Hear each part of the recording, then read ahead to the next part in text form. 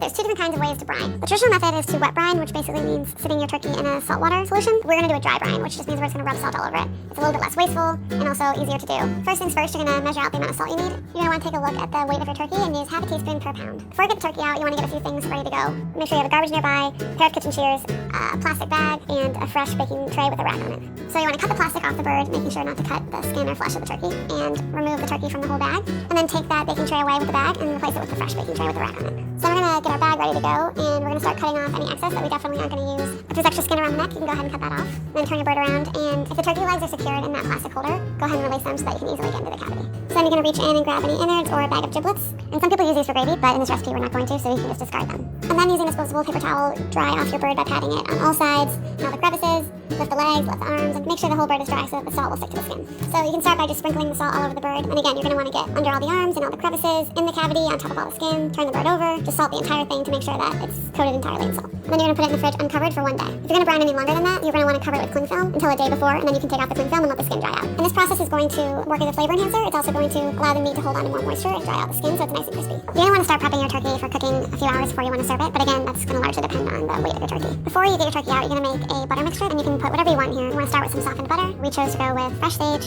chopped garlic, dried thyme, and dried rosemary. We used a smaller amount of dried thyme and rosemary because those are quite strong. It's going to be a much more powerful flavor than fresh herbs. And then you're going to mash all that together. You can do this a day in advance, all the way up to just before you prep the turkey. And once that's all ready to go, just leave it off to the side and preparation for your turkey. So to roast your turkey, you can use one of the more traditional roasting pans, or you can use one of the one-time use aluminum trays. They're cheap, they're easy. It's also great if you don't have a lot of storage in your kitchen. Just put a baking tray underneath it for support. A lot of roasting pans will come with this rack, but we're actually not going to use it. It doesn't allow for great air circulation underneath the turkey and leaves for a soggy bottom as well as a longer cooking time. So first we're going to cut off the wingtips, and you're going to feel for the joint and then cut right in the middle of that. And then put the wingtips into the roasting pan to use for the gravy. And next we want to cut off the wishbone, and this is going to make your life a lot easier when you're carving later. And the easiest way to do that is to cut off any extra skin so you can see the wishbone, and you'll see kind of this white outline that looks like a wishbone. And then you're going to get in with a little paring knife, and you want to cut the flesh on either side of the bone. Slowly work your way from the tip all the way down to the two legs, and then you can go in with your finger and kind of tug at it, and it should come loose. And if it's still pretty stuck to the bones, you can also use kitchen shears to cut it loose. And then you can kind of get your hand in there and twist the top off. And once you release the wishbone, you can throw that in the roasting tray as well for gravy. And then you can move the roasting tray aside for now to make more room. And then turn the bird so the legs are facing towards you. If your turkey came with one of those plastic holders, we want to get rid of that before we cook it. So you can kind of reach in there and give it a good tug, and it should come out pretty easily. So now you want to start loosening the skin from the breast to make room for some butter. And you're going to peel the skin up a little bit and then use your fingers to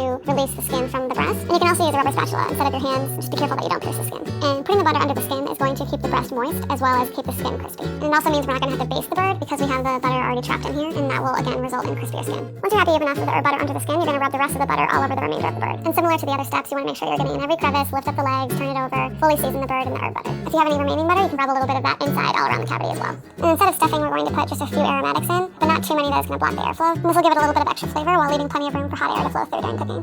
And then with the rest of the onion, you can chop that up, throw it in the roasting pan with a chopped up carrot and a little bit of celery as well for flavor. And then empty a carton of chicken broth into the roasting pan as well. And then to avoid any mess on the way to the oven, you can place your rack on top of the roasting tray just to avoid any dripping in your kitchen. And then any juices that came out of the turkey when you were buttering it can go in as well. This isn't a super traditional gravy, but it's going to give you tons of flavor, and all the drippings from the cooking of the turkey will drip into the roasting pan and flavor the gravy as well. You want to place the roasting pan on the lowest rack of your oven. And then with the turkey on that baking rack, you're going to put that directly on the oven rack right above the roasting tray. We baked our turkey. You're going to rest the bird for about 20 to 30 minutes before you start carving it. And juices might still flow out of it a little bit, so it's a good idea to put this on a baking rack just to catch any of those juices. And in the meantime, you can finish off the gravy. So then we're going to take out all the larger pieces that we can grab with tongs, and then you're going to strain the gravy over a pot. And then at this point, you're going to bring this to a boil and reduce that and let it thicken. This stock is good to use as is, and it will soak right into the turkey. But if you want it a little bit thicker, ladle a few spoonfuls into a small bowl filled with 2 tablespoons of flour, and really beat it to make sure that there's no lumps. And then you can kind of gradually stir a bit into the gravy. And as the gravy boils, that's what's going to trigger the flour to thicken the sauce. So wait till it boils first before you decide if you need more. To keep it warm while you carve, you can put it on a very low heat on the stove top at this point and just stir it every few minutes. You can put it in a gravy boat at this point. You can put it in a thermos even to keep it really warm, or you can just reheat it right before you serve it, giving it a quick whisk to smooth it out again.